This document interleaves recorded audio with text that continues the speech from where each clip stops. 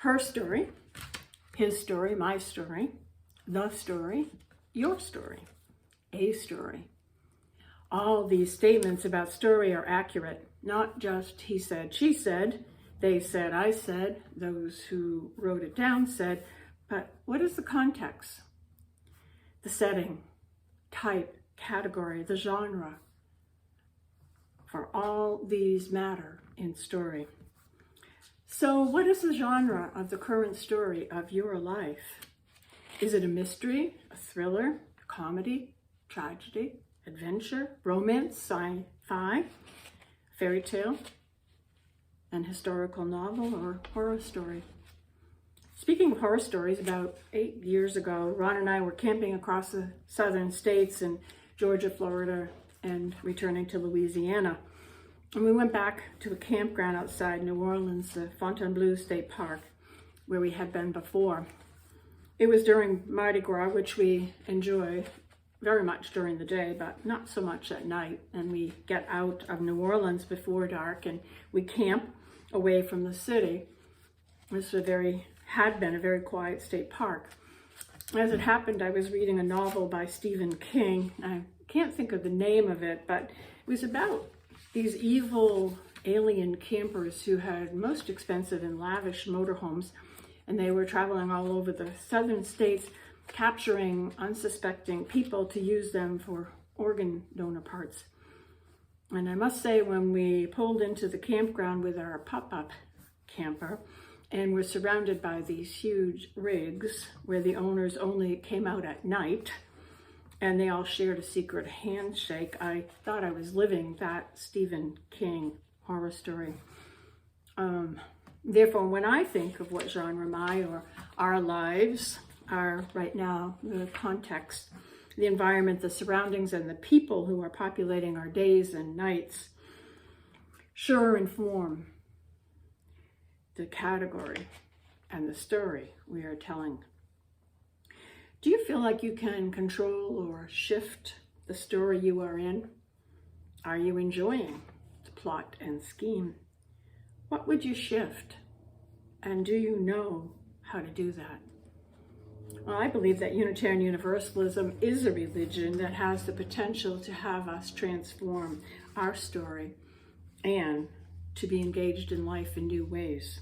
And I believe even more strongly that South Church is a place to explore your life story in safety, surrounded by love and care, because we really do want to know your story.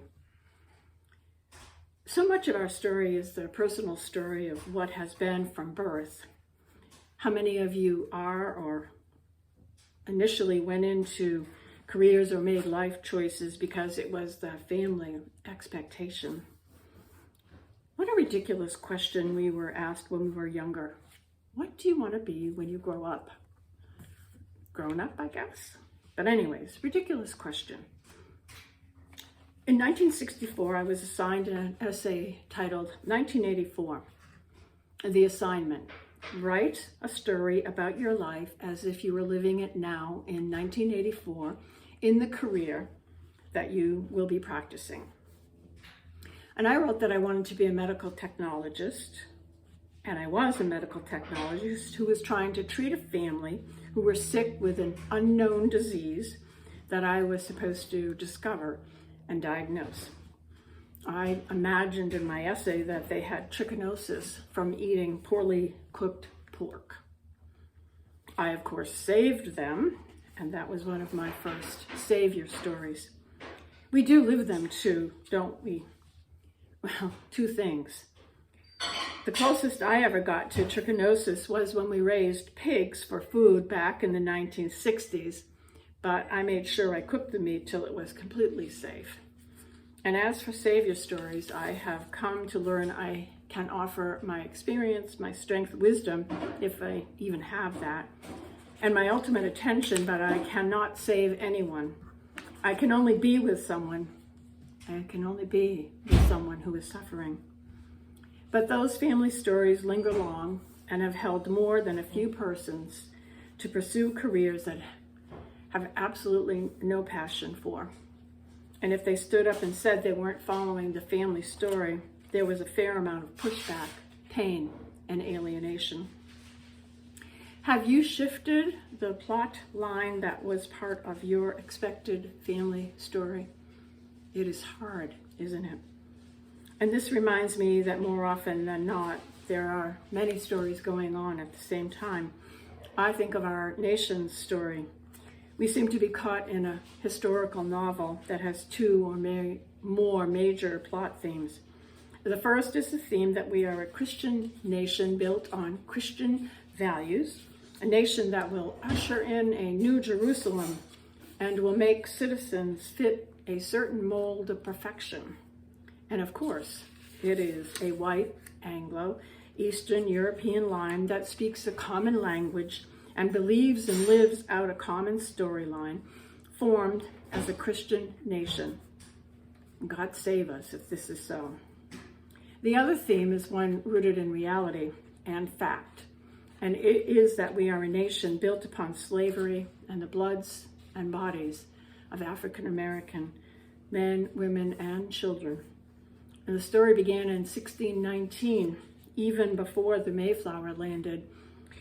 A ship named the White Lion dropped cargo, settlers, and 20 Negroes who were for sale on the Virginia shore, beginning that long, shameful policy of enslavement of people who were not white.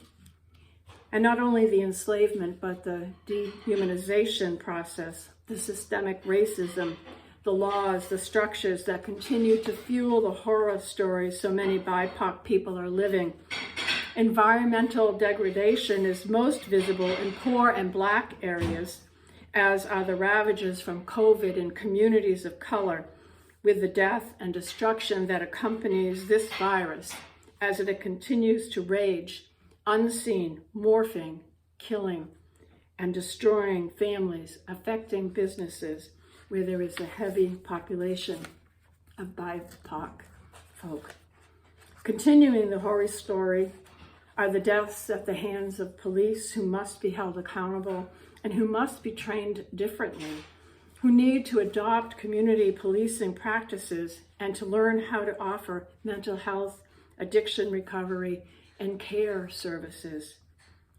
And new stories need to be told, not by the ones in control and power, but new stories being written and told by those who are oppressed and who can offer stories of transformation from the genre of a tragic story, maybe turning into one that reflects possibility of community unity.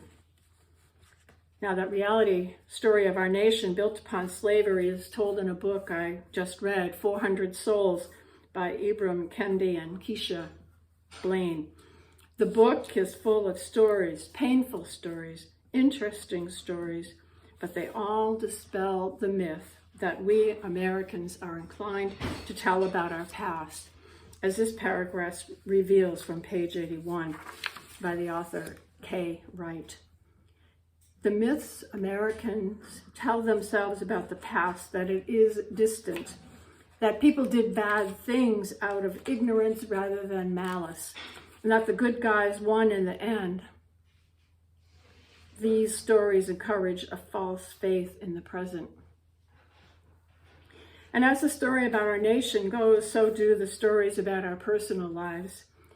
Are you living a romance novel with an idealized expectation of another that they will always be the most perfect romantic partner? How's that fantasy going for you?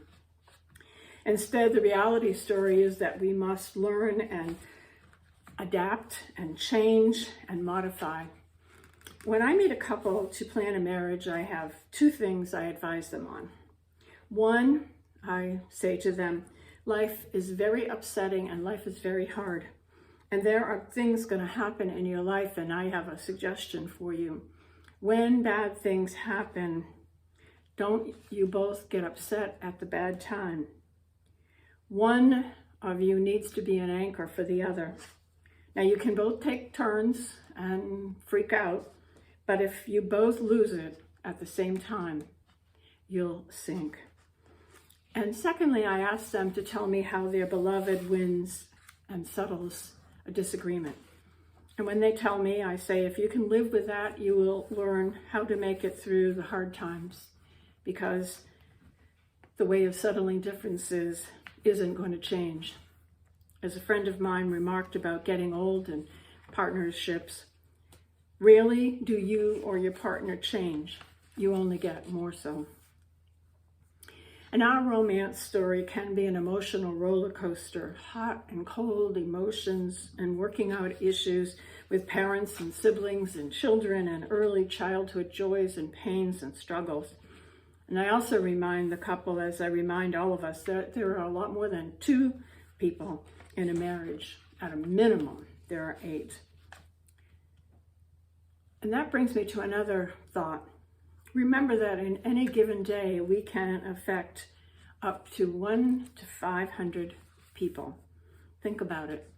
I mean, it's pretty evident that those in our immediate environment are affected by our behavior, but it radiates out at warp speed to and with all we interact with. And just take a simple interaction, let's say like going grocery shopping. We pull into the lot, and before we know it, someone has pulled right into the parking spot we've been eyeing. And we can respond in many ways, but no matter what response, that will affect them, and they in turn affect others. You can be upset and walk into the store still upset with that interaction and be surly and grab a cart, barge down the aisles, blocking the paths and going down the wrong aisles, interfering with the staff who's stocking the vegetable aisle and glaring at them, and they too in affect others they encounter, and on and on and on. And to make things more complicated during this COVID time, we are wearing masks that hide a myriad of facial clues. But we do recognize, and we do know smiling eyes, and we do know scowling eyes. We get to the checkout and either interact or not with the cashier. My mother used to mortify me when I was a grumpy, moody teenager, because she always chatted up the folks in the grocery line, in front of her, behind her, the checker, the bagger. But in hindsight, that was good, caring interaction by my mother, who knew the ripple effect of our story and other stories upon one another. Is your life story one where you sow grumpiness and privilege, arrogance, or do you sow joy, gratitude, and appreciation? And what effect does your story have on others? A lot, I say. However, we can change our life story, and it begins simply by acting differently. It is all part of the mystery. And I would propose that we are living one big mystery story. We think we know where we come from, hydrogen, carbon, cooling enough to spark light and life, and being birthed to families that sometimes only a mystery writer would be able to figure out why they are our family.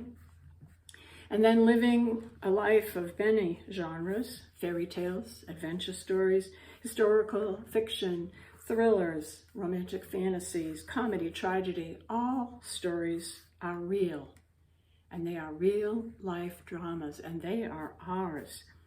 And then we come to the end of life story, where the greatest of mystery awaits.